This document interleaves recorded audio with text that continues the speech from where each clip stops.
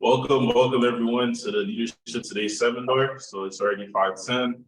Thank you guys for joining us. I know there are people who are still on their way, but we don't want to hold you guys up anymore. So we're about to officially start. So once again, thank you for joining us today.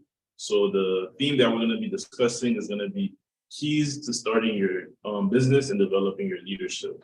Oh, yes. So we're going to get started with the seminar.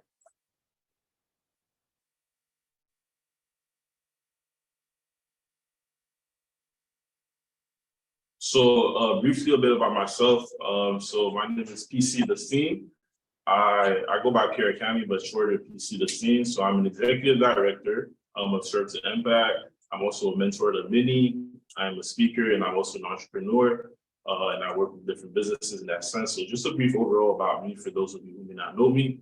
And yeah, as I said, I'm the executive director for Serve to Impact. So before we start, I at least wanted to kind of give you a background of Serve to Impact before we go straight into the content of the seminar and all the things we have ready for you guys. So I wanted to kind of give an overview of who's Serve to Impact, what is Serve to Impact, and what is it that we do. So Serve to Impact is a nonprofit organization that was founded after a mission trip to Haiti in 2018.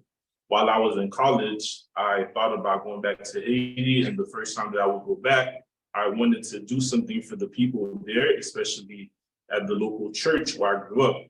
So I decided to fundraise some money, and we went there, and I was able to host an event. As you can see from the pictures, we gave food away, we had a whole event, and we gave away some toys. So it was very impactful. But when I came back, I wanted to make a lasting impact after the trip. I wanted to do something that would last a while. So I spoke to a lot of wise counsel and consulted with some people, and this is where the idea of Serve to Impact came about. So this is an organization that we founded and we officially launched it in 2020. This is where we really put a lot of the work and a lot of the effort into it. And our mission is very simple. It's to equip generational agents of change in their community. That is the goal of what we're trying to do and what we're actively working on in the field. So the impact, what is the impact and how do we make that impact? So our model is different from a lot of the other organizations. So we don't want to go directly over there and take control and change everything that the locals are doing. Rather, we partner up with the people that are already there at the local churches, at the local school, and empower them in a way. And one of the ways that we want to do that specifically is to reach and touch the next generation. So we want to equip them with trades such as sewing and music and things that they'll be able to use to actually make money that are very specific to their locations in Haiti, where they can actually use those skills to make money. So as you can see in the picture, we have one of our students working with the teacher there, and they are working in the sewing machines. And the top picture is the picture of the little children at the school where we're working at. So currently in Haiti, we have 3 sewing projects, and that total up to 27 students, and we're actually working on adding more projects this year. We also have 1 music project, which has about 15 students, and we also have a sponsorship program in place. And we're partnering with the school also, where we're sending a bit of support every month that actually impacts a total of 300 students. So that's some of the work that we're doing currently, especially with this project and this idea of impacting the next generation. One of the success stories that I wanted to show, this one's one of our best success stories that actually marks us, is this young girl called Sherlinda at the bottom right. Sherlinda, she's actually one of the most advanced students in her sewing project. And after only 3 months of being in the session, she was very eager to already apply what she learned. So she decided to sew a dress for her and her friend, and it was a success. And as you can see in the picture in the top right, this is her friend that's wearing it. So they decided to interview her and speak to her and ask her, how did she feel? And she was very excited. She said that she can't wait to keep learning and actually finish and learn all the skills so that she can actually sew clothes so that she can make some money. So this is kind of the epitome of what we're trying to do here at Serve to Impact and the impact that we're trying to make. So kind of wrap up the introduction about Serve to Impact. So I know this year we have a lot of goals, just to kind of let everybody know what it is. So we have the goal of adding 4 more projects, including related to the sewing and music. And we're actually going into different areas and talking to the people of seeing how is it that we can equip you with trades that can actually help you, empower you to make money, to become self-sustainable. We're actually also going to support a local school there that actually needs help with funding, with paying their teachers and paying their staff in the area in Haiti called Guyot. And we also want to impact 2 churches in Haiti, which is by giving help from constructions to help them continue building. So our goal is to make an impact, and that's what we're aiming to do with Serve to Impact. So before we go on to the next section, I want to give everybody a moment, if you believe in the vision of what we're doing, to kind of see how you can help. I know one of the ways you can help is definitely by raising awareness. You can let us know about you can let people know about the organization, the movement that we're trying to start, and the different aspect of what we're doing. You can either join the movement, and that's by reaching out to us and seeing how can you help. There's different areas that we definitely need help in. You can also donate. Maybe you have money, maybe you have certain things that you can actually give. And you can also pray for us. We believe in the power of prayer. We believe that prayer can actually help us a lot. So we're just gonna take a few minutes before we transition to the next section and go directly into the seminar for people to donate. So if you're watching from your screen, you can easily just scan the QR code and it'll take you to the donation page, or you can text leadership today to 44321 and you get the link and you'll be able to donate there. So again, welcome, and we're gonna start soon. So just gonna take a few minutes to allow you guys to donate and join us.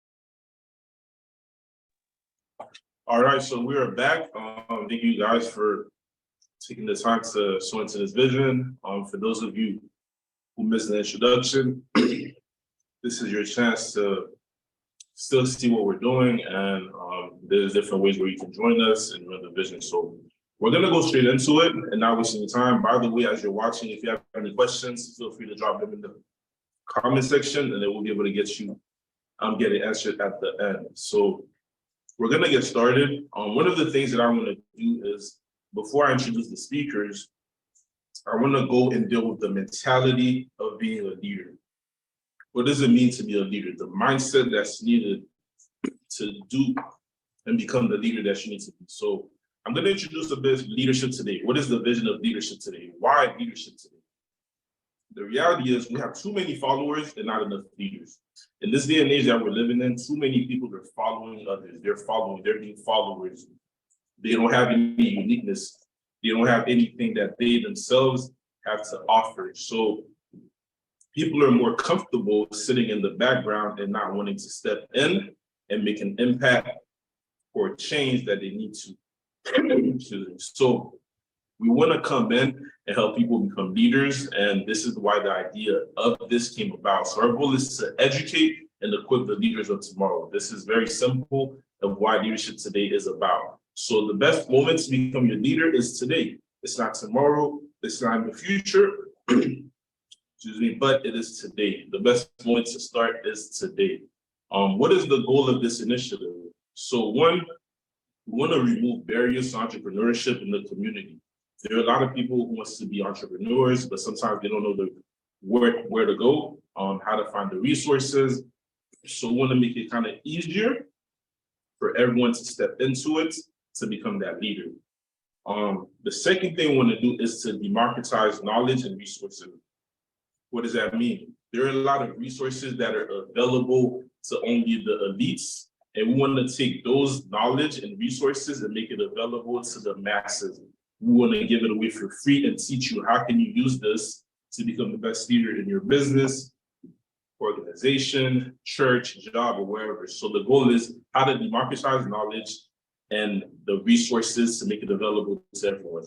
And lastly, we want to create and multiply leaders. So we don't believe in the model of having one guy at the top and then everyone else at the bottom. We believe that everyone else should be capable to become a leader in their families, in their communities, in their workplace, in their environment. And it's not just about having one person at the top and everybody's at the bottom. No, everyone, you were born to be a leader. It's all about finding and developing your leadership. So to start off, we want to talk about the mindset of leadership. What is the mindset of being a leader? The first thing you have to understand is becoming a leader starts in your mind. The mind is the most important factor that you can really, that influences and impacts your whole life. Nothing changes if your mind doesn't change. If your mind doesn't change, if your mind is not renewed, nothing in your life will change. If you're still thinking one way and not another way about a certain aspects of things in your life, it will never change. As they say, you can take the slave out of slavery, but the slave, if the slave's mentality doesn't change, it will still have a slave mentality and act like a slave, even though they're free. So the change starts in their mind. How do you change your mind? You have to renew your mind. You have to switch from, I was always oppressed. I was always suppressed by society and their standards, but how do I remove that from myself and step into the leadership and that was prepared for me? So it first starts in your mind. The second thing is you have to believe that you're worthy of being a leader. You have to believe that you were born for this. I believe that everyone was born to be a leader and not a follower, but you have to discover your leadership. You have something to offer to the world, some way, somehow.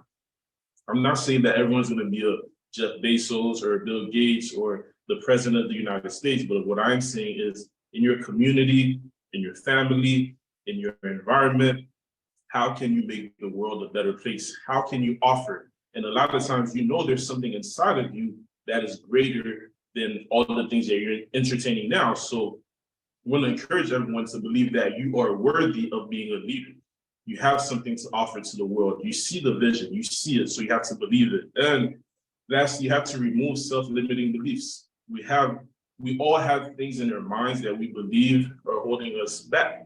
I call it excuses. We talk about, I don't want to do this because I'm not qualified enough. I can't speak well enough. I don't look the best. You all have these things in your mind that may stop you from stepping out your leadership, but you have to be willing to fight it. You have to be willing to go against it and actually remove the self-limiting beliefs that's in your mind and become that leader that you have to be. So leadership starts first in the mind. It's a mindset. So once you develop your mindset, you want to move on to the part of having a vision. So when we talk about having a vision, the vision is about developing a vision for where you're going in life. I call visions moving pictures. It's usually things that you see in your mind about your future, and you see it in different pictures. You see flashes of it. And a lot of times that's what vision is. You see the vision and you know, this is what I want to do with my life. This is where I'm going. And it's important for you to develop a vision for where you're going. If you don't have a vision, you will not go anywhere in life, which is why I like the quote at the bottom: without a vision, people perish. Any group of people or an individual themselves, if you don't have a vision for their lives, they will perish. So after you receive the vision, what you want to do is you want to write the vision down. You want to take time to write down what you are seeing. After you see the moving pictures, write it down. Write down what you're seeing. I believe there's something about taking what's in your mind and writing it down, because now you're forcing yourself to move on it and to act on it. Now you have to hold yourself accountable to what you wrote down. So now you write the vision down and then you're able to plan the vision. Planning the vision deals with how will this vision come to life? How will you realize this vision? So these are the 3 steps that starts out with, once you renew your mind of becoming a leader, once you have the vision, then you want to develop it, write it down, and plan it. So now that you have the vision, how do you execute it? How do you take that vision and start making it become very, very real to see results? I did a pyramid of 3 steps, just to really simplify for you, of 3 things that it takes to actually execute your vision. The first one has to deal with gathering the resources. When you're going to start your vision and make your vision come to life, you need to first gather the resources. Some of the resources can be capital. Capital has to do with maybe money. Maybe if you're starting a business, you need to secure funding. Maybe you need to find other people who have the finances. How do you get the money that you need to make the vision come to life? So you want to gather the resources. And also that can include people, finding different people in your life or in your environment, or maybe people that can actually come and support the vision. So you want to first gather the resources that has to do with the vision. The second thing you want to do is you want to set up systems. After you gather the resources, you want to have systems in place to help the vision come to life. This is what people lack a lot of times. They start with the vision, they have the vision, but they stop there. They don't have a system to help them actually create actionable steps to realize something. So one of the things you have to start out with is usually creating habits. There's a great book called Atomic Habits, which probably a lot of people have heard about. But if you haven't, you should definitely read it. It talks about how the habits that you do every day, your daily habits, usually determine every big thing that you're going to be realizing during your life. See, nothing really happens by happenstance. You are the sum product of your total choices. The way you wake up to the way you go to sleep, all of these choices daily will actually determine whether you're getting closer to your vision or further from the vision. So you want to create habits. And the second thing about that, and I think this is a lot of people are neglecting this, is how can you utilize softwares to propel you to execute your vision? And for some that we recommend, for example, is Asana. If you're a business owner and you need a place to really put all of your tasks and work with other team members, whether they're overseas or whether they're here, you want to have Asana, and this is to help you keep all of your track, your tasks. There's also Google Keep. Google Keep also helps you keep a list of your daily items that you need to actually follow up on and things that you need to do. And there's actually a lot more resources that we want to recommend to you guys, but in the end, we'll be able to present it to you. But you want to set up softwares. In this day and age, there's so much software, especially for free, that you can get access to. There's actually ChatGPT, which is actually making a lot of noise right now, that people are taking advantage to actually remove the barriers to copywriting. There's no more excuses about copywriting. You can actually get straight into it. So you want to utilize software to set up the systems to get to your vision. And lastly, you want to have frequent reviews. So what does that mean? I usually call that revision. That is looking at the vision over again. So you want to hold yourself accountable, maybe every quarter, every month, every week. Have something that you tell yourself, how am I doing with this vision? I want to start a business. I have the idea. I planned it out. I wrote it down. I have the resources. I have the systems, but is it being productive? Are you being real with yourself? How is it happening? So you want to revise the vision. How is it doing? For business owners, one term that that really helps you is called KPIs, or key performance indicators. And these are usually indicators that you want to, when you track your results and the numbers of systems inside your company, or maybe things that you're doing, you want to evaluate them to see what's working. Is this marketing channel working? Am I getting a lot more results through this or through there? And from there, you want to revise it. You want to make sure if it's working, enforce it. If not, you know what to remove. A lot of people sometimes want to keep themselves accountable. When the year ends, you want to look at your life and say, did I get closer to my vision? Am I getting further away from it? And what do I need to do to upgrade it and to be better at the vision? So you want to have frequent reviews. So lastly is to kind of finish dealing with the mind and understanding that leadership is a mindset. We went through having the vision, executing the vision. I want to emphasize on starting with what you have. See, never underestimate the power of what you carry. When you see a tree, the tree never starts out being a tree. It actually starts with being a seed. It starts in a seed form. And that seed looks so small, but every seed carries a tree inside of it. A lot of times your vision is like a seed. Your vision is something that is so small. You may not understand it. You may not believe in it. Many people see that it's small, but understand that that vision is a seed that carries a tree. So you have to, the same way that they take a seed and they put it underground and they fertilize it, it receives sun, and then over time it gradually grows. That's the same way that your vision has to be. A lot of times when you're working on your vision, you're being planted. Like they say, you're planted and not buried. You're working on yourself. You're growing your roots to be deep so that one day you can have the tree. So never underestimate what you carry. Some things that you have are so powerful, but you minimize it. It's time to remove that, stop minimizing yourself, and understand that you carry something important. And like I said, every tree starts with a seed, and all ideas start somewhere.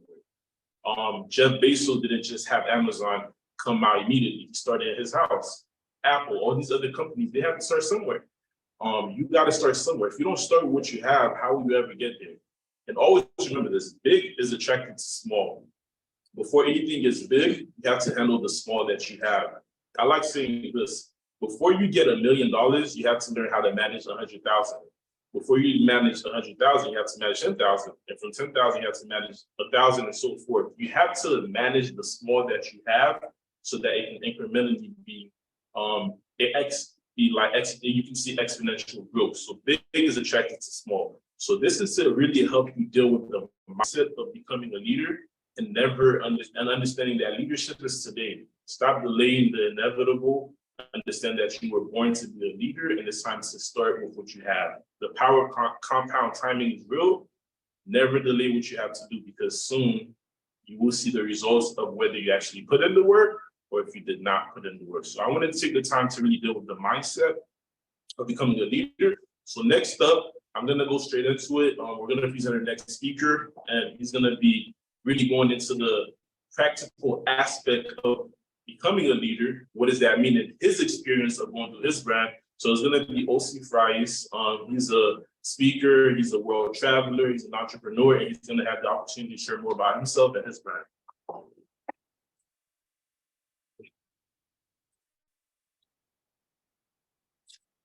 Hey, what's going on, guys? Hope everybody's been doing good.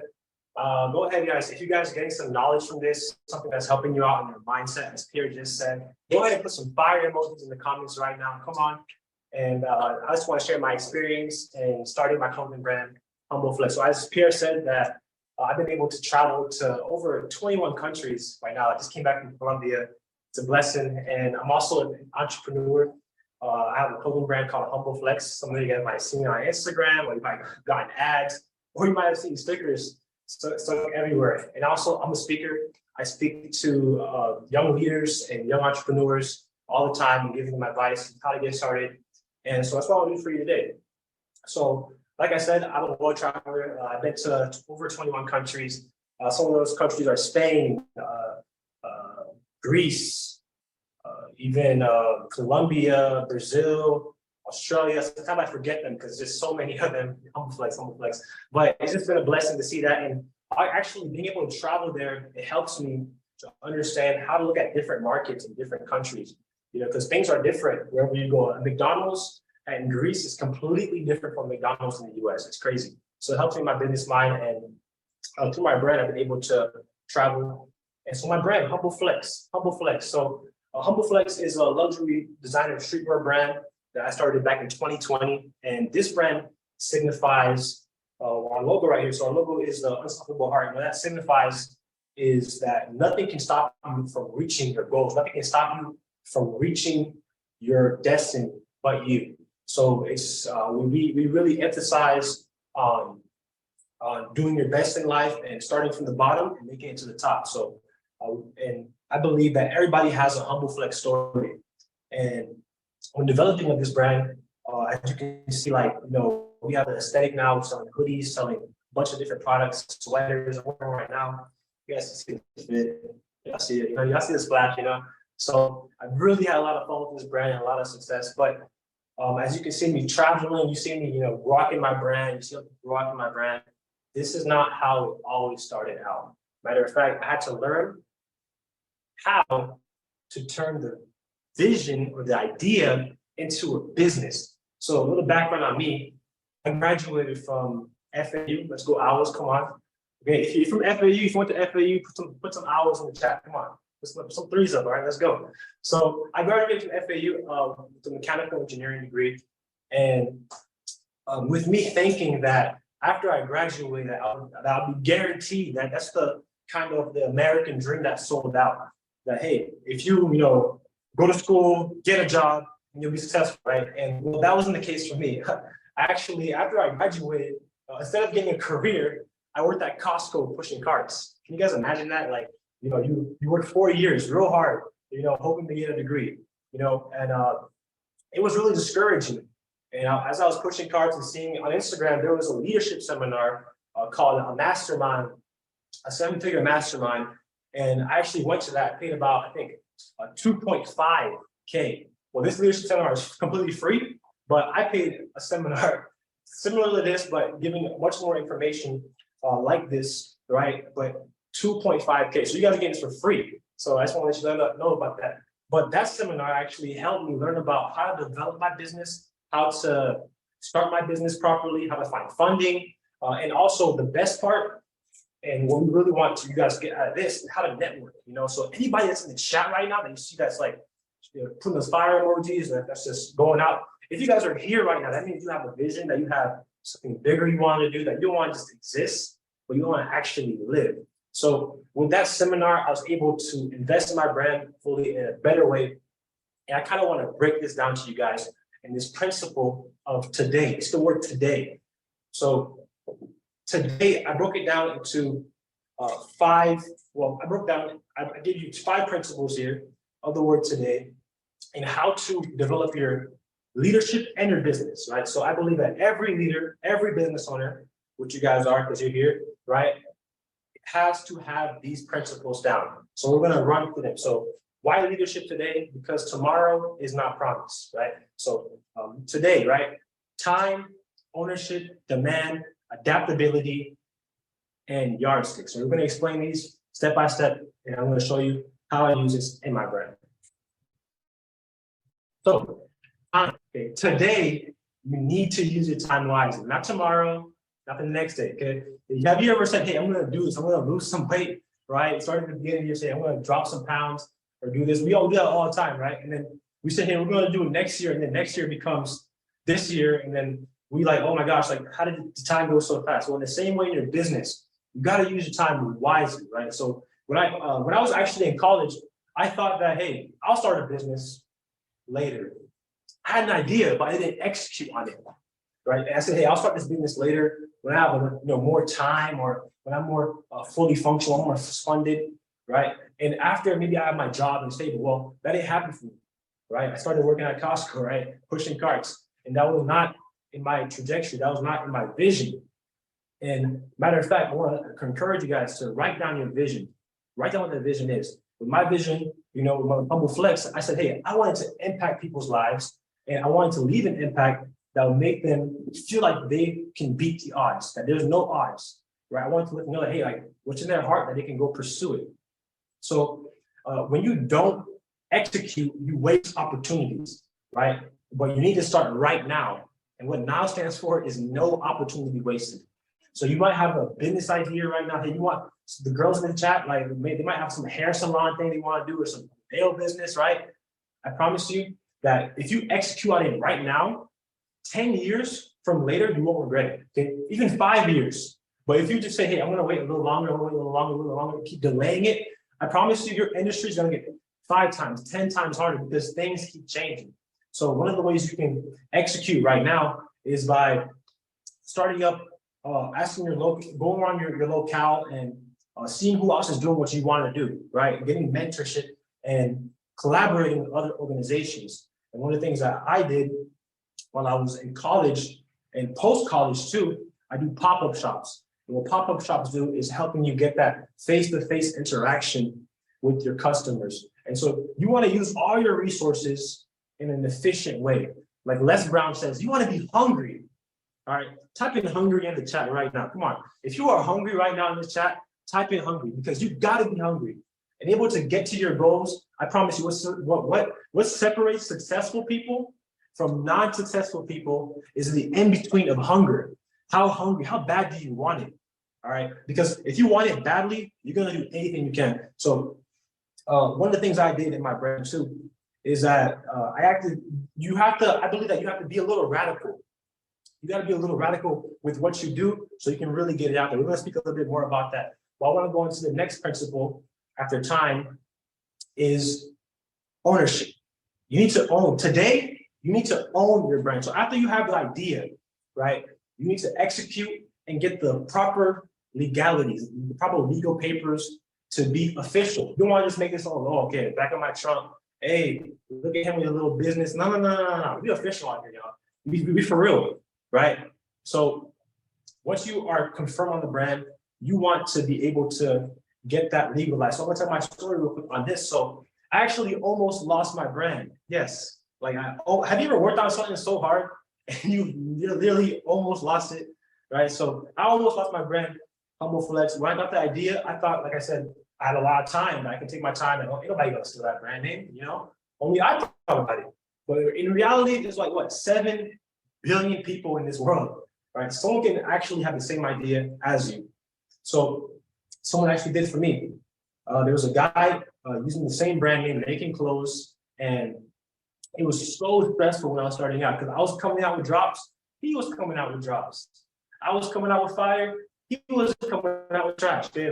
Like, no shade to him. I'm not gonna say his name on here, but the thing is, imagine doing all this hard work for someone else to be competing with you, right, on your brand or with you. So I went through a lot of legal battles and paid a ton because I neglected the simple steps, which I want you to avoid right here by trademarking your brand. All right, trademarking your brand, what that does for you, okay, once you have a solid logo and a brand name, you're like, hey, I'm sticking with this. Like you showed not just your mom, you didn't show your mom or your cousin or your homeboys, or you showed a bunch of people and you're like, yo, that's tough. Like Humble Flex, or like that's pretty tough. Like you want to run with that, right? I believe that you should trademark your brand. Yes, you should, and you must trademark your brand. Why? Because if you don't own your brand, somebody else will. Okay? Because especially if you put in all that work behind it, you're like, oh wow, let me look this up, right? And so I don't want you to go through what I went through. I paid thousands of dollars because Humble Flex was a competitive name, right? And the idea you have, I want to tell you, right? The idea you have, what I'm really trying to say is that the idea you have has value because you made it. You understand? And you're made in the image of greatness. So whatever you come out with is fire. So why don't you protect that greatness? You understand? So one of the simple things you can do, trademark your brand, after you have a solid name, is to register it on USTPO. So what it stands for is the United States Postal Trademark Office. And this is where all of the official trademarks are made in the US, right? So once you do that, you can also hire a lawyer for this, or you can do it yourself. And you do a trademark search, you figure out, hey, is somebody else already using this name so I don't invest a ton of money on something that's already taken, right? Or, hey, it's available for me to trademark and you just pay a fee of $250. Simple. Versus me paying out of pocket almost $3K, which you don't want to do, right? Especially when you're just starting out, that's a lot of money. And what this does is helps you be able to represent your brand in a great way where you are protected, right? So if somebody tries to copy my logo, you know, and the thing is with HumbleFlex logo, we'll have a little presentation that we'll show you in the next slide. But the uniqueness of your logo is really important, right? It's like the Nike logo, it's like the Adidas logo, right? You don't want somebody else coming out with that and trying to sell that product and make money off your brand name, all that hard work you did over the years, right? So with my branding with the heart, it's not just a normal heart, as you can see, it's an H and an F, it's very unique. And actually, one of the ways you can do this, you might be like, hey, Lucy, like this is kind of, you know, hard to do, or like, I don't know, you know, I don't want to mess this up. What you can do, you can hire a lawyer. Oh, see, bro, I don't have that much money. You can hire a lawyer from Fiverr. So there's a website called Fiverr and also another website called Upwork where you can hire people at a great cost, right? So you won't have to kill the bank as you're starting off your business. And these people are professional usually, and they know that you're just starting. So I actually got my lawyer from Fiverr, and they went ahead and trademarked my brand, you know, and I had to pay much more at the end because I took too long, right? So when you take a long time, and because I had to battle with somebody else, but when you're by yourself in the beginning, it's much a smoother process, right? So you can go to Fiverr to not just only trademark and find freelancers and lawyers, but you can also have people, other freelancers, make your logo. And my logo was actually made, believe it or not, off of Fiverr, and it's officially trademarked. So this is what it looks like when you trademark your brand. So this is an example here of my brand being trademarked right here. So this is an official trademark here of HumbleFlex. And what that shows here, it breaks it down here. So when you're actually filling out the application, it goes over what kind of business you have, right? So they ask you, hey, what kind of business are you doing? Are you a service-based business, right? Or are you a product-based business? Are you going out there and helping doing a service, or are you selling products? Okay, so you got to know that. So with me, with HumbleFlex, we are a product-based business, right? We're giving out goods, and specifically those goods are T-shirts, hoodies, sweaters, socks, you name it. So everything that's in detail in your business. So girls, right? So if you're, let's say you're doing nails, and let's say you have a unique brand name, you know, it's popping now, you got to secure it. You don't want somebody else copying, you know, your Flex nails or whatever you come up with your brand, right? You want to be able to trademark that. And so here is a trademark word mark. So the word HumbleFlex is trademarked, right? So Nike right now cannot say HumbleFlex on their shirts. Okay. Otherwise, I tell them, hey, shut this down. I own it. That's how powerful a trademark is. You understand? So you do not want to neglect the simple steps in the beginning. I promise you, you won't regret that. Okay, because you might be like, I might not, you don't have that idea yet, but hey, just keep that in mind, these simple steps so you don't make the same mistake. And then after this, you also trademark your logo, right? So there's two different trademarks, right? You can trademark your, for example, Google, right? Google is their logo and their name, right? So they can file just one trademark, but for me, in other brands, right, we have to file two trademarks, one for our mark, right, and our word mark. So that's just some things to keep in mind as you're starting up your business, and you can save a ton of money in the beginning, right? So another thing, today, what you have to do, right? I want you guys to write today in the chat right now. Come on, today, not tomorrow, okay? Not 3 years from here, but today. What you need to do today as you're doing your business is to get in demand. All right, get in demand. What do I mean by that? I mean that, okay, now you have your logo, right? You went to Fiverr, you got your logo, you started to get your trademark right? And you're starting to get your legal papers together and everything. Now You're like, bro, my brand is so fire, man. Like my brand name is so cool. But the thing is, nobody, excuse my French, gives a flip, right? So nobody really cares. Yes, you care. Of course, it's your baby. You just heard it's your business, of course. But you haven't developed that demand yet, right? So when you make, just like when, for example, when Nike drops, or so people go crazy over it, because why? They spent so many years developing that demand. And that's one of the hardest things in my space, working in the industry of clothing, starting out, it was hard to make the demand, right? And what I had to learn was that, hey, that I cannot make demands if I'm not in demand. So one of the ways to, surefire ways to get in demand is by getting your product in front of people. So Humble Flex is a fully e-commerce brand, but in the beginning, I did some grassroots marketing. What does that mean? That means that I knocked on doors, right? And I asked people, hey, what do you think about this t-shirt? But hey, what do you think about this logo? Hey, what do you think about this design, right? Why do I want to do this? Because you want your customers, right? So, and that's another thing. You want to know who your customers are, right? You don't want to be like, yo, my brand's for everybody. I promise you right now, Humble Flex is not for everybody. Okay, not everybody can afford it. No, not everybody can wear it. Not everybody can rock it. You understand? And that's the Humble Flex about it. That's what we stand for. You understand? And that's how much we know our customers. Because our customers don't want to look like everybody else. They want to stand out. Okay, they want to have that suave and feel themselves. So that's the people we're marketing to. That's the people we're reaching. But how do we get that? It's the research, market research, asking, hey, how do you feel about this? Hey, how do you rock? And really getting to know your customers. So creating that demand, also asking, hey, are these designs, are these logos, are these things relevant? Right? Do my customers even like this? Or is this something I like? And really, I had to learn that what I like, not everybody else likes. I had to learn to serve my customer, right? Not just try to sell to them, but to serve them. Because they're going to be the one wearing this. They're going to be the one rocking it. It's going to be in the closet. I want them to feel a certain way.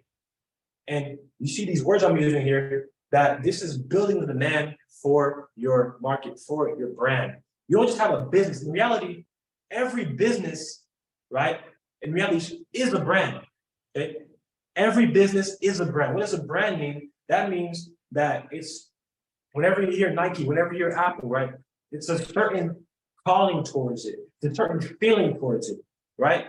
For our Android users, I'm sorry, right? When we hear Android, you back away, right, from the Apple guys, because it scares us, okay? That's what a brand is. So when people hear about, hey, your nail business or your shoe selling business or your whatever business you may develop or think about, how do people feel about it? Can they trust you? So that all starts with building the demand. All right, moving on to the next point is that today, as a business owner, you need to be able, as a future business owner, you need to be able to be adapted, to be able to adapt to your environment. You have to be able to shift gears when seasons change. You have to be able to know that, hey, that for me, in my area, I know that, hey, like there's winter, there's fall, there's, what else is there? Spring, right? That there's different seasons in my industry. So I can't be dropping a Met coat, right? Something really heavy, something really hot on a summer day in Florida, right? I can't be dropping that out because people, you might appreciate and like it, but it's not the season. And it's so important as a leader to be able to shift gears and to delegate some things, right? In the beginning, when I was doing my brand, I was doing everything, right? I was making the clothes, right? I was marketing the clothes, and also I was trying to find money to make some more clothes, right? So in the beginning, yes, you might have to do this, but if you have a business and you're doing everything, in reality, you're not a business owner. You're just an employee. You just need another job for yourself. That's not what we want to do. Okay. I want you guys to type in the chat right now, CEO. Come on, if you believe you're a CEO, you're a boss, right? You're typing in the chat right now, CEO. Because you are a CEO, you are a boss, you are a leader. Okay, one of our mantras reflects, if you have a heartbeat, you're a leader. Okay, so what does that mean? You have influence. You have influence. So what I had to learn in my business was to delegate. What does that mean? That means giving somebody else a job. Like, hey, if somebody can do something, right, that you want them to do, 70% or better, give it to them. Why? Because the other percentage, they can make it up over time. Okay? It might not be perfect, but they can do it even 60%. Give it to them because they'll be able to make that 40% later. Right? But what you want to do when you're first hiring people is to make sure you look at their character. Are they here just to, because it's a hype? And you'll get that when you start your brand, when you start your business, you have some people that really, they're just here to make a quick buck out of you and boom, and get out. And you have some people that they're there from the jump. You shout to my customers who are there from the jump, right?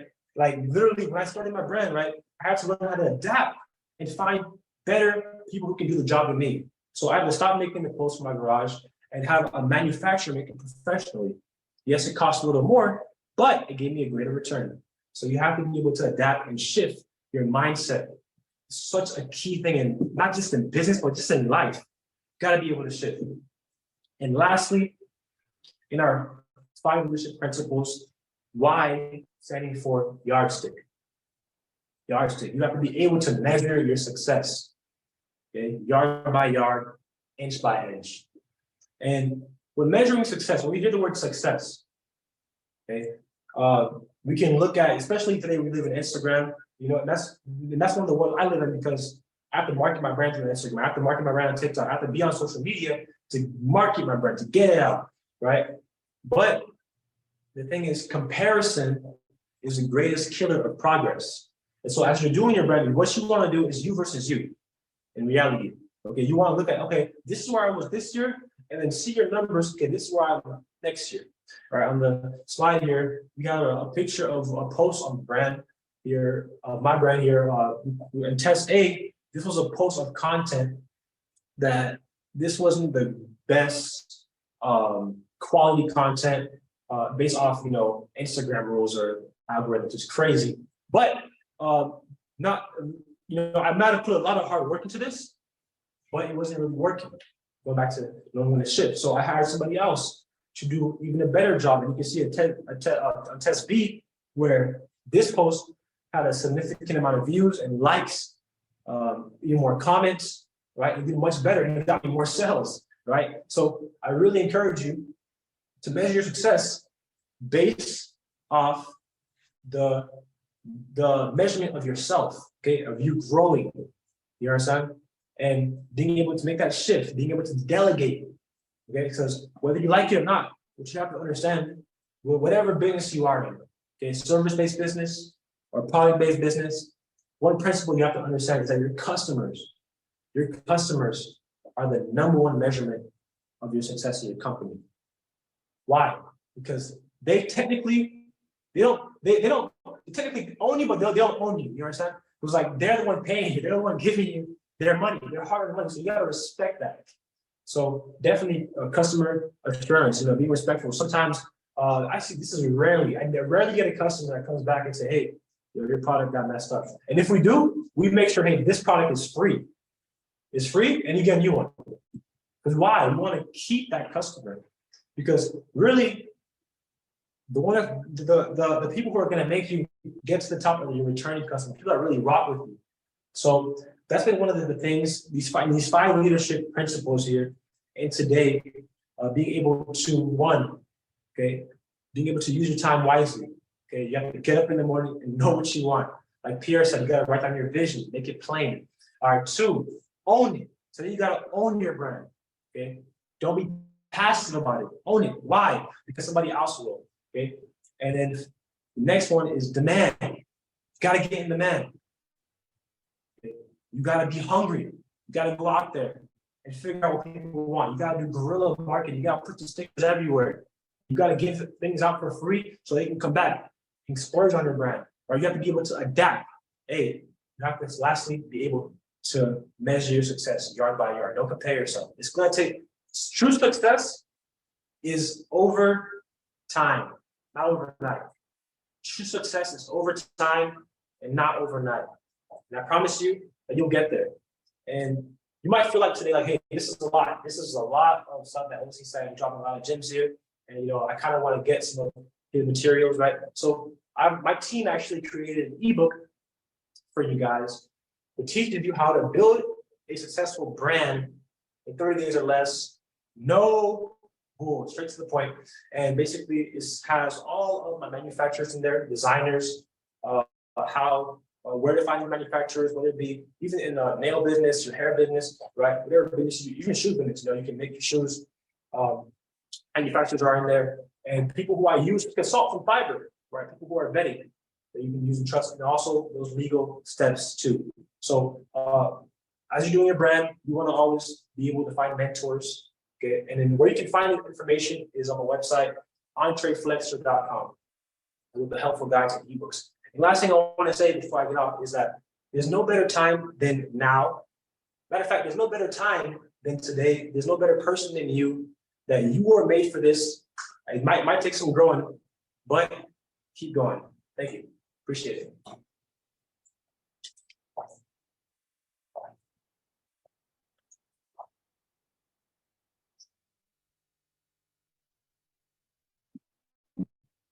Thank you, OC. Wow, that was wonderful. OC really went in depth with describing his brand, describing how he went from having the vision, like we talked about, and really developing the vision and going in depth of today. He broke it down today: time, ownership, demand,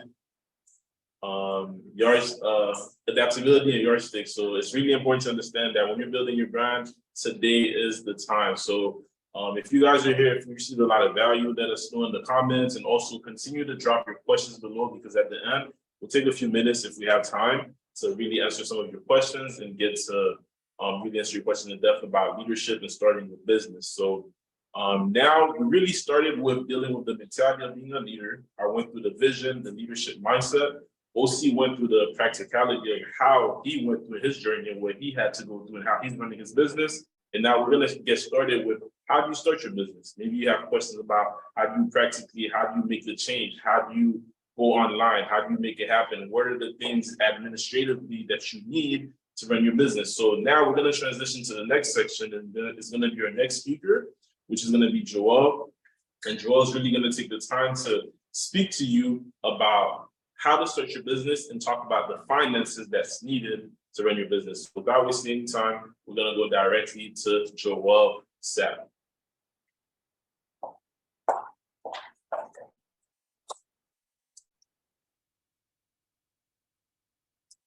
Thank you, Pierre. I appreciate that. And Pierre, man, they did an awesome job, man. Talking about you being a CEO, you writing down your vision, you actually doing these things, and you actually putting the hard work in to get your business started. My name is Joel, like Pierre said. I'm a tax expert, bookkeeping professional, entrepreneur. I run a company called G-Books.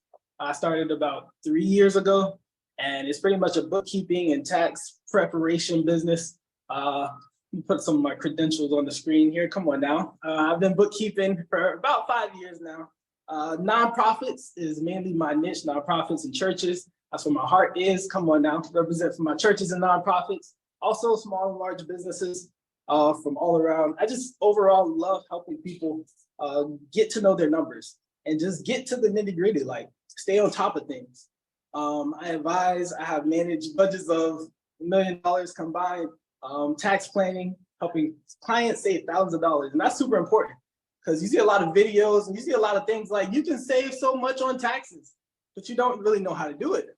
Maybe they give you 3 steps, like write this down, do this. And you're like, how do I do that? But today we're going to talk about some things and we're going to really get practical. So let's get started.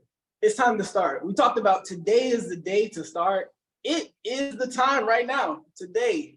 Right now it's time to start. No more waiting. You guys are leaders. You guys are CEOs. You guys are entrepreneurs. You guys can make it happen. We all can make it happen. There's something on the inside of each and every one of us that's put into us, a hunger, a passion, a desire. And we're going to make that thing a reality. We're going to get to the practical steps today. I wrote down 3 steps. Super simple. The first one is to choose an idea. All right. There's a lot of ideas. I'm sure all y'all probably, some of y'all really already got an idea. You already know what you want to get to. You already know what you want to start. Choose an idea. You have to have an idea, because if you don't have an idea, you can't start anywhere. Number two, you gotta research. Crazy. I know in school we hate researching. One of my worst classes was like research and writing, but you gotta get to it. You gotta research, you gotta find some things, and you gotta write them down. And number three, you have to make it real. You actually have to do it. Like, no more pretending to do it. Like, we don't live in fantasy land. No more dreaming about it, but you actually have to do it. So we're gonna talk about those 3 steps on today. Number one, let's talk about choose an idea. This is super simple, and it's not at the same time, but you have to actually think about something that you wanna do. Like, what do you wanna do? What do you wanna get into? Is it actually profitable? Can you actually make money from the idea that you have in mind? Like, if you wanna wash cars, can you actually make money from washing people's cars? Can you actually make money from watching people's dogs? And you're probably like, I can, but how do you make the money? Like, how? How much do you know to charge people? Like, how do you know? Would you actually enjoy this industry? Because it's gonna be a lifelong thing. And it doesn't even have to be lifelong, but it's gonna be a commitment thing. It's gonna be something that you commit yourself to, otherwise it will not grow. Trust me. Would you actually enjoy this industry? Or would you actually enjoy building the industry? Would you actually enjoy working in the industry? Would you actually enjoy training someone else for that industry? So we're gonna choose an idea, and I'm sure you guys have many ideas, but after we choose an idea, we're gonna get to the research. This is the nitty gritty. Like, this is where you're actually like, oh my gosh, I gotta like look up, like, how could I actually do this? Like, is there a certification that I need to get to do this? If you're a hairstylist, if you own a barbershop, a salon, you may need a license. You probably do need a license to cut hair. To learn, is there a certification that you can get? If you're gonna be a tax preparer, no one's gonna come to you without you having a P10 or even an EIN for your number, like for your business, or even an EFIN. Like, no one's gonna come to you unless you have these certifications down packed. So is there a certification that you need? Who are the clientele? Who are you talking to? Who are you reaching? Like, who are you trying to reach? These are some things you got to think about. How do people in this industry make money? We talked about that. How are you going to make money? How are you going to invoice people? How are you going to bill people? How do people right now that's currently doing it? How in the world do they make money? How much do they charge? Like, what are their prices? You can make a business plan. You could simply write down some steps. We know there's some super elaborate, when you hear the word business plan, there's some super thought out and super thorough business plans, but you could just simply put some things down on paper. Like Pierre was talking about, writing the vision down. You could simply put some things down on paper. Make that plan. I'm gonna do this. I'm gonna do that. I'm gonna start here. I'm gonna start there. And lastly, I think we live in a world, it's a generation right now. It's a time of like TikTok University and YouTube University. Listen, there's so many courses out there. All right, there's somebody that has done this thing that you're trying to do, because nothing's new under the sun. Someone has already done it. Someone may have already implemented it and been successful at it. Is there a course you could take? Is there a mentor you can learn from? Is there somebody that you can pay money maybe to get some tips, to get some insight? Are there some webinars you can join? Come on, like this one. Shout out. Is there something that you can learn from? You got to do the research. You got to do the research. And when you're researching, don't just look up a whole bunch of stuff, but look up actually like, okay, like what vendors would I need to contact? Who would I need to reach out to in order to make this thing work? If you're on the ice cream shop and you want to have different ice creams, like, okay, how would I keep the ice cream cold? How do people keep their ice cream cold? Where would I store it? You need to be researching those things that actually matter and those things that will actually get you to operating the business. And last but not least, it's time to start. It's time to make it real. So right now, I got it on the screen. I'm gonna teach you how to actually register your business in the state of Florida. All right, number one, if you go to sunbiz.org, that's sun, like the sun, biz, like a business.org. You simply go on the first page, you're gonna see the word start a business on the first page. bright as day. You can't miss it. In fact, it's actually twice on the website. It shows up twice. You scroll down a little bit more, it's right there too. Start a business. You need to actually click that button, start a business. And then you need to actually start it.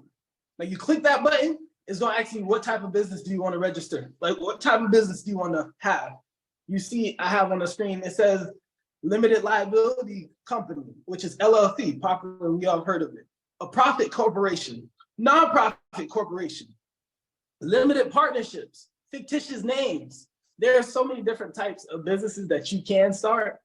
We're gonna talk about a little later on, but you actually have to click on this and fill out the application. People pay dollars, $1,000, some hundreds of dollars to start their business because there are businesses out there that'll start them for you, like myself. But people pay for this, but you can go ahead and start it now for free, depending on the type of company you have. You can start that thing, get the process going. And it only costs about $135. That's like the new pair of J's that you're wearing. Costs the same amount as that. Register and start your business. Start it. And once you make it real, after you start, there are some steps and some things that you need to do as a business owner. Because you're no longer just spectators, like you're no longer just a consumer, but now you're the CEO, as OC talked about.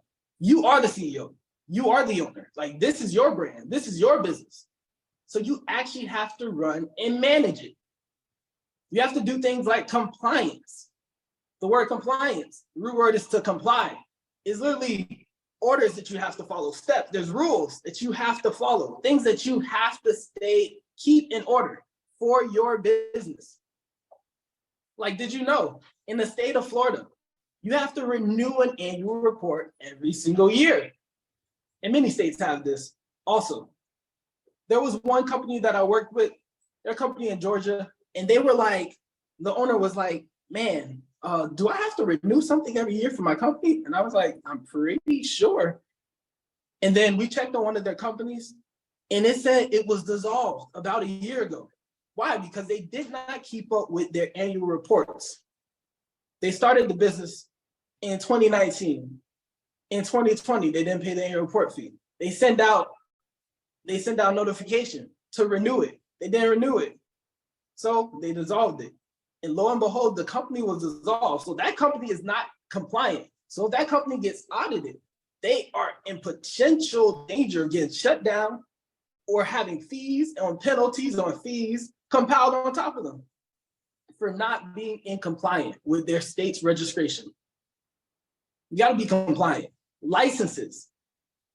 You have to keep a license in certain industries. If you're in the food industry, you're going to have to keep a food and safety certificate. You're going to have to do food and safety audits regularly, either quarterly or annually. I had this one company, and one of the owners asked me, she was like, do I really have to renew this certification every single year? And I was like, I mean, if you want to stay in business, I think it'll be a good idea to do that. I'm like, you got to renew it. You got to stay compliant. And I know it gets a lot.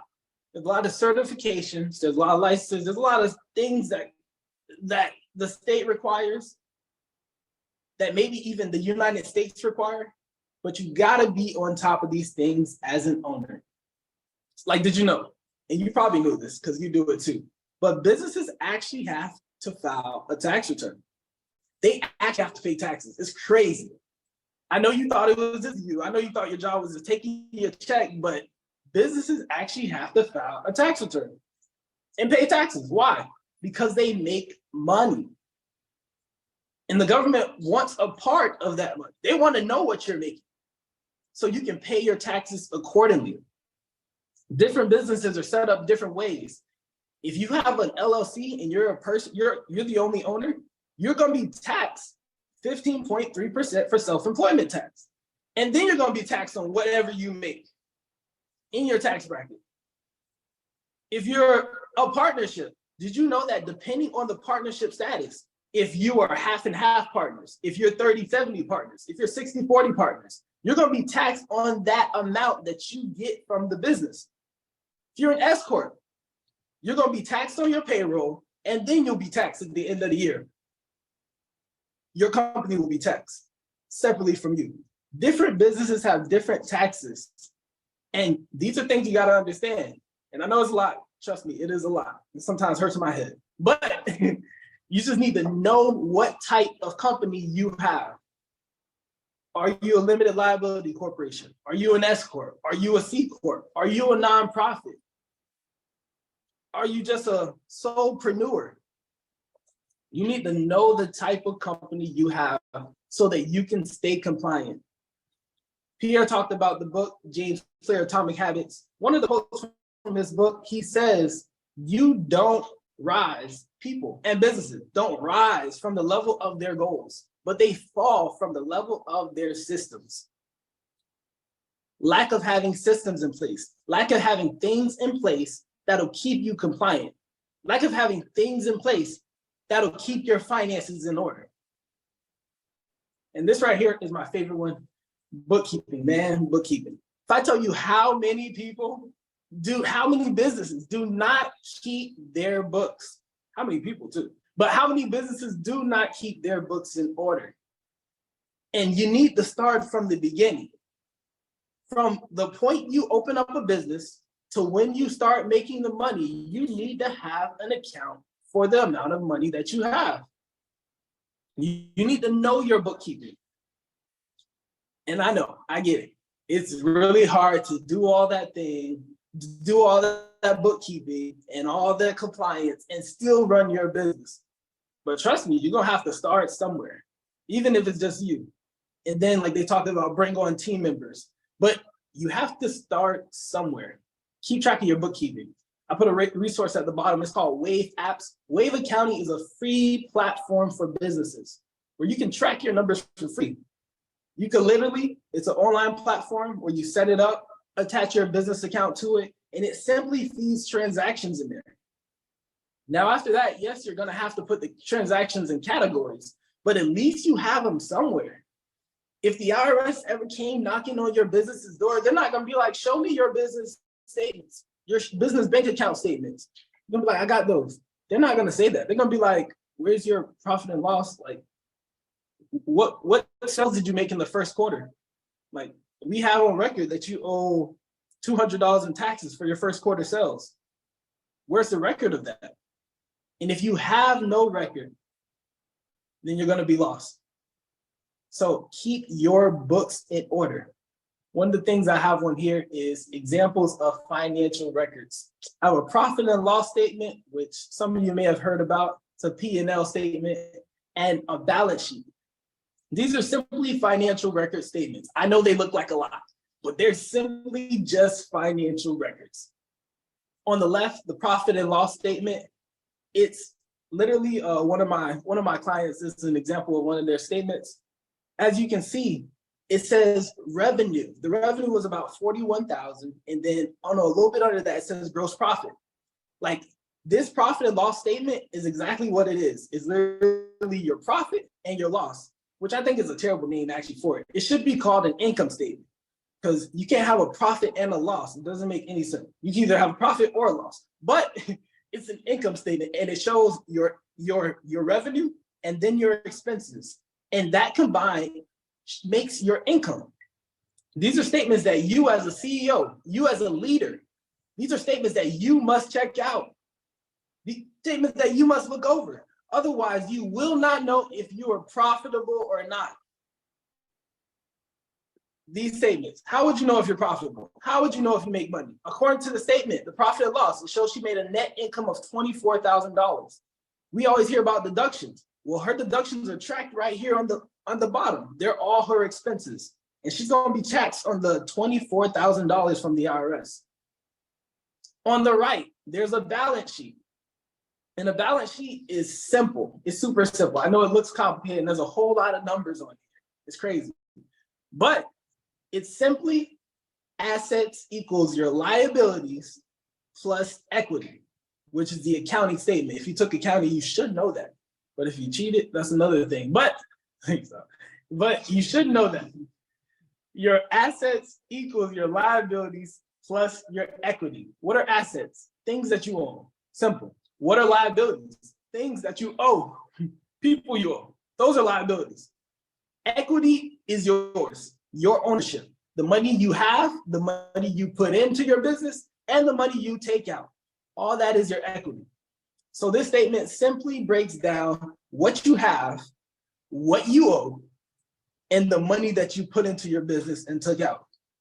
And from that, your assets should always match your liabilities and equity. Some companies think that they're super profitable, but they have so much money in debt, and they're so indebted, and they know that. And sometimes they can run off of those loans and those things when they're long-term loans. But a good determining factor to know if you're profitable is to be looking at these statements constantly. Because as a CEO, as an owner, these are super important for you. Super important. And lastly,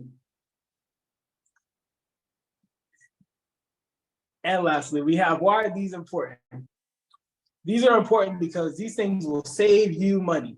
They'll keep your business out of trouble. They'll help you as the business owner know your numbers, know what exactly you're looking at.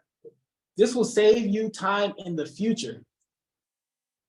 And lastly, it'll show the social proof. It'll show others the social proof. What is social proof? It just shows others that you're doing what you say you're doing. If your profit and loss statement shows that you made $100,000, that means you make $100,000. But if you have $300,000 in revenue and then your expenses are $500,000, you are $200,000 down. You need to look at that and evaluate what's going on. So that's why these are important. And I know that was a lot. That was a whole head full. There's a lot of information to take down, but it's just the basis. If there's 3 things I want to leave you with, just to remember. Number 1 is to start a business. We talk about leadership today. Start today.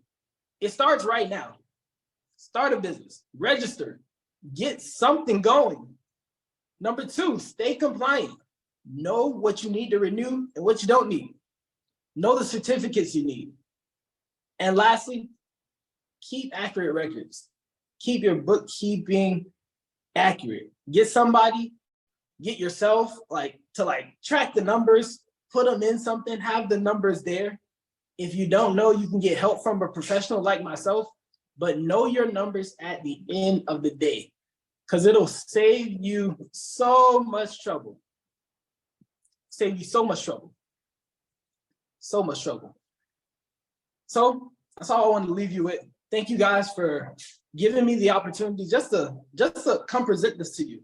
And if you ever need help, you can come talk to me and my team. We'll be glad to answer any questions. Like Pierre said, if you have any questions, you can put them in the chat and we'll be glad to answer them at the end of the program.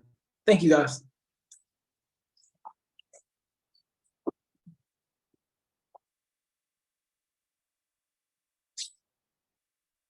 Wow. Thank you, Joel. Joel is a financial advisor, he's a bookkeeper, and I really wanted him to take the time to go into what it means to run a business. I know a lot of you guys look on social media, you guys look on TikTok, Instagram, and they tell you all these things about just starting a business, but how do you run your business? What does it mean? And how do you get there, especially with the bookkeeping? I know that's so key because you think you're making all this money, but in reality, when you look at the statements, it's not so. One of the reasons why I really wanted to have us do this is to show you that you can do it, but with the proper skills and resources, you just have to make sure that you're keeping yourself accountable to them. So we're coming at the end where we're going to wrap up. Definitely Strive to Impact. This is an initiative that we took, and we're really trying to give back to the people. And I took the time to speak to both OC and Joel, who with their businesses, and we decided to partner with them. And one of the things they wanted to do is give back to the community and give back to people through Strive to Impact, because they believe in the work that we're doing, they believe in this vision and what we're trying to do. So for today, if you're able to donate and support us, Humble Flex is going to send you the free ebook that they spoke about. And not only that, once we have your information, we're going to send you all the free resources that we spoke about, a list of the free resources that you can use to start your own business. That can go from Wave apps to Asana. There's a way more, especially if you're a nonprofit. There are a lot of things that you can get access to. So we're gonna give you a whole list of all of them. And if you're able to stand with us, at least, I know it says 100 or more, even 75 or more, you'll get a free consultation with Joel. So Joel is ready to help you get a free consultation. You get, whether it's with your tax or your bookkeeping or starting a business, or maybe you started a business and you weren't really keeping track of your books. He can help set everything straight and get you compliant with the IRS. And Humble Flex will send you a free merch, which will be a free Humble Flex merch. We'll send that over to you. And lastly, we'll get you connected with a virtual assistant at a discounted price. And this virtual assistant is the one that we work with. They set up everything for us, even this presentation. So you can get access to a discounted price for a virtual assistant. And we'll be able to give you that information. So that's if you're willing to partner with us today to help get the vision. This is a way of them giving back. And lastly, one of the things I wanted to say concerning this vision is the reason why all of us that you see today are 20 and under. So this is just to show you that you don't have to wait till you're 30, 40 or older. You can literally start now. This is what leadership today is about. Many of you guys are looking at yourself and you're thinking, I have to wait later. No, start now. Take the initiative, take the risk. And this is the idea of this event. So we definitely, if you believe in what we're doing and want to partner up with us, definitely want to give you a chance to do so. So we're at the end. Not sure if we have any questions or if there are maybe specific questions concerning mindset, concerning maybe for OC and his brand, trademark, concerning Joel for bookkeeping or tax or anything of that nature, starting a business. So I'm gonna check this here. I don't think we have any questions now. Well, it's never too late. If you have any questions, you can definitely feel free to reach out to us. Just get connected with us at Sharp to Impact. And once you're connected with us, you get access to all of the resources that we have for entrepreneurs. So OC and Joel are part of our network. So if you have anything in the future you want to work with them on, you can definitely reach out to us and we'll get you connected. And if you want to, again, donate and support the vision, any type of amount, you can scan the QR code and donate, or you can text Leadership Today to 44321. So we're going to wrap it up. Thank you guys again for joining us today. This was the first ever Leadership Today seminar. Thank you everyone for taking the time out to invest in yourself. I know you could have been doing anything else right now, but when you take the time to invest in yourself, you will never lose. So always remember, leadership is not tomorrow, it's not in the future, but it's leadership today. So thank you again, and we'll see you next time.